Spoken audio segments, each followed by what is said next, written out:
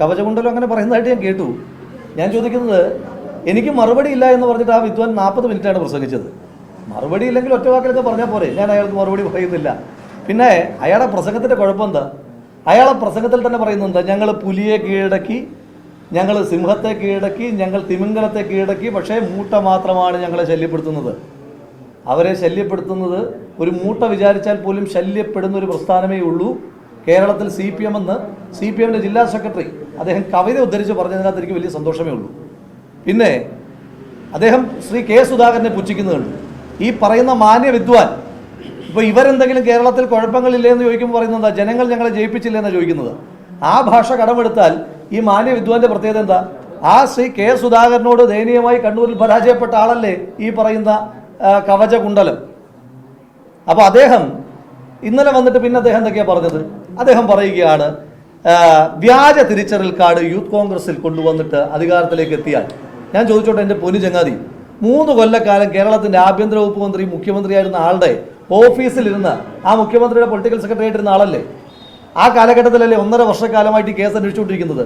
ഇയാൾക്ക് ഇത്രയും കൺവിൻസിംഗ് ആയിട്ടുള്ളതാണ് എങ്കിൽ ആ പോലീസിനോടൊന്ന് പറഞ്ഞിട്ട് എന്നെ ഒന്ന് അറസ്റ്റ് ചെയ്യാൻ പാടില്ലായിരുന്നു. കഴിഞ്ഞിട്ടില്ലല്ലോ. അപ്പോൾ അതുകൊണ്ട് അവരുടെ സർക്കാർ തന്നെ പരാജയപ്പെട്ട ഒരു വിഷയത്തിനകത്ത് വന്നിട്ട് ഇങ്ങനെ കിടന്ന് കരഞ്ഞിട്ട് എന്താ കാര്യം?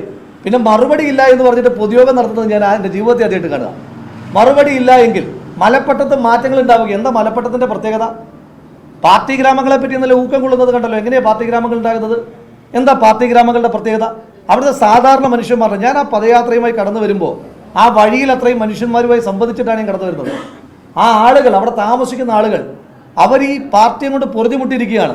തെരഞ്ഞെടുപ്പിൽ വോട്ട് ചെയ്യാനുള്ള സ്വാതന്ത്ര്യം പോലും ഇല്ലെന്നേ. നമ്മളിപ്പോൾ വേറൊരു പ്രദേശത്തിരുന്നിട്ട് സംസാരിക്കുന്ന പോലെയല്ല പാർട്ടി ഗ്രാമങ്ങളുടെ അവസ്ഥ. ഭീകരമാണ്.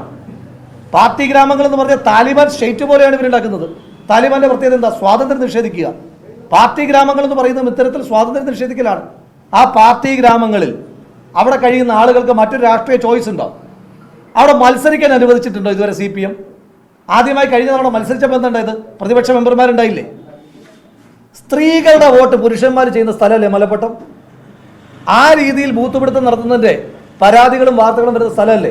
ഇവർക്ക് ധൈര്യം ഉണ്ടെങ്കിൽ ജനാധിപത്യപരമായി അക്രമമൊന്നുമില്ല. ഇപ്പം നമ്മൾ ഒരു സ്ഥലം നമുക്ക് സ്വാധീനമുള്ള സ്ഥലമാണെന്ന് പറയുന്നത് എങ്ങനെയാണ്?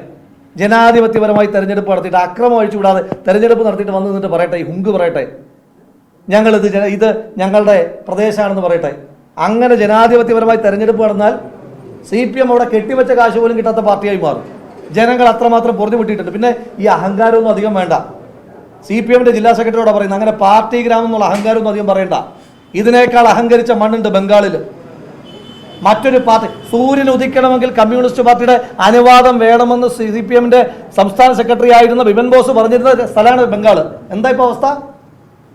സൂര്യൻ ഉദിക്കണമെങ്കിൽ, സൂര്യൻ്റെ വെളിച്ചം കയറണമെങ്കിൽ കമ്മ്യൂണിസ്റ്റ് പാർട്ടിയുടെ അനുവാദം വേണമെന്ന് പറയുന്ന സ്ഥലത്ത് സൂര്യപ്രകാശത്ത് ഇറങ്ങി നടക്കാൻ ആ പാർട്ടിപ്പെട്ട ഒരുത്തിന് കഴിയുന്നുണ്ടാ? ജനങ്ങൾ കൈവെക്കും. അതേ സാഹചര്യം തന്നെ കേരളത്തിൽ ഇവർ പറയുന്ന പാർട്ടി ഗ്രാമങ്ങളുണ്ടാകും. ഇവരുടെ ദേഹത്ത് ആദ്യമായി കൈവെക്കുന്നത് സാധാരണ ജനങ്ങളായിരിക്കും. രാഷ്ട്രീയ കോൺഗ്രസ് ആയതുകൊണ്ടോ മറ്റേതെങ്കിലും പാർട്ടി ആയതുകൊണ്ടോ അല്ല, കോൺഗ്രസ് ആയതുകൊണ്ടോ ലീഗ് ആയതുകൊണ്ടല്ല ജനങ്ങൾ കൈവെക്കാൻ പോകുന്നത്. ജനങ്ങൾ കൈവെക്കാൻ പോകുന്നത് അവരുടെ ഒരു CPM വിരുദ്ധതയുടെ പേരിൽ ബംഗാളിൽ എങ്ങനെയാണോ ഓടി നടന്ന് പകൽ വെളിച്ചത്തിൽ ഇവന്മാർ ജനങ്ങളുടെ തല്ലുകൊണ്ട് കാട്ടിലേക്ക് ഓടുന്നത്, ആ അവസ്ഥ ഒരു 8 മാസം കൂടെ കഴിഞ്ഞാൽ ഈ നാട്ടിൽ ഉണ്ടാകാൻ പോവുകയാണ്. ഇപ്പം ഭരണത്തിൻ്റെ പേരിലുള്ള തോന്നിയാസല്ലേ ഇപ്പോൾ കാണിക്കുന്നത്. CPMൻ്റെ ജില്ലാ സെക്രട്ടറി എന്താ പറഞ്ഞത്? അയാളൊരു പക്വതയുള്ള രാഷ്ട്രീയക്കാരനാകണ്ടേ? അയാൾ ഇന്നലെ എന്നെ പക്വത പഠിപ്പിച്ചല്ലോ. നിങ്ങളുടെ എല്ലാ മാധ്യമ സ്ഥാപനങ്ങളുടെയും പ്രതിനിധികൾ അവിടെ ഉണ്ടായിരുന്നു. ഞാൻ പലകുറി എഴുന്നേറ്റ് നിന്നിട്ട് എന്താ പ്രസംഗിച്ചത്? ഞാൻ പലകുറി പറഞ്ഞത് എന്താ? നിങ്ങൾ വിഷ്വൽ ബൈറ്റുകൾ എടുത്ത് നോക്കൂ. ഞാൻ പലകുറി പറഞ്ഞത് എന്താ? ഞാൻ പറഞ്ഞത് CPM ബോധപൂർവമായി ഇവിടെ പ്രസംഗം ഉണ്ടാകരുത് എന്ന് നിർബന്ധ ബുദ്ധിയുള്ളത് കൊണ്ട് CPM അക്രമം അഴിച്ചുവിടുകയാണ്.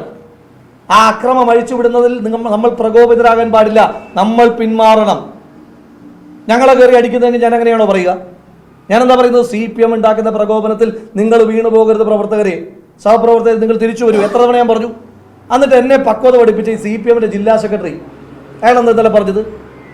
പുഷ്പചക്രം വെക്കുമെന്ന്. എന്നിട്ട് ഞങ്ങളുടെ ക്ഷമയിലാണ് നിങ്ങൾ സംഘടനാ പ്രവർത്തനം. ഇവന്മാരുടെ വിചാരം എന്താ? CPMകാരുടെ ഔദാര്യത്തിലാണോ ഞങ്ങളൊക്കെ സംഘടനാ പ്രവർത്തനം നടത്തുന്നത്? ആരെയും മരി മരട്ടുന്നത്? CPMൻ്റെ ജില്ലാ സെക്രട്ടറി ഇന്നലെ പറഞ്ഞല്ലോ ഇനിയും വന്ന പുഷ്പചക്രം വെക്കുമെന്ന്. ഞാൻ ഇനിയും വരും കണ്ണൂരിൽ. അങ്ങനെ പുഷ്പചക്രം വെക്കാൻ ആംബിയർ ഉണ്ടെങ്കിൽ വെക്കട്ടെ എൻ്റെ നെഞ്ചത്ത്. ജനിച്ചാൽ എന്നായാലും മരിക്കണം. അത് പാർട്ടിക്ക് വേണ്ടി, പ്രസ്ഥാനത്തിന് വേണ്ടിയിട്ടാണ് മരിക്കുന്നെങ്കിൽ എനിക്ക് സന്തോഷമേ ഉള്ളൂ, അഭിമാനമേ ഉള്ളൂ. കെ രാഗേഷ് പുഷ്പചക്രമായിട്ട് വരട്ടെ. ഒരു പക്വതയുള്ള രാഷ്ട്രീയ നേതാവിൻ്റെ വർത്താനാണോ പുഷ്പചക്രം വെക്കുമെന്ന് പറയുന്നത്? എന്നിട്ട് യുവജനക്ഷേമ ബോർഡിൻ്റെ സെക്രട്ടറി കൂടിയായ, യുവജനക്ഷേമ ബോർഡിൻ്റെ കോർഡിനേറ്റർ കൂടിയായ ഡിവൈഎഫ്ഐയുടെ ജില്ലാ സെക്രട്ടറി, അയാളുടെ പോസ്റ്റ് എന്താ? പുഷ്പചക്രം സംസ്കരീകരിച്ച പദമാണ്, റീത്താണ് യഥാർത്ഥ വാക്ക്. റീത്ത് വെക്കുമെന്ന് പറഞ്ഞിട്ട് ഞങ്ങളുടെ അസംബ്ലി പ്രസിഡന്റ് പടം വെച്ചിരിക്കുക.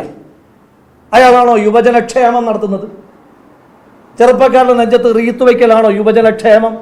അപ്പോൾ അതുകൊണ്ട് അങ്ങനെ റീത്തെന്നും അല്ലെങ്കിൽ പുഷ്പചക്രമെന്നൊന്നും പറഞ്ഞിട്ട് മിരട്ടാൻ കെ രാഗേഷ് അടക്കമുള്ള ആരും വരണ്ട.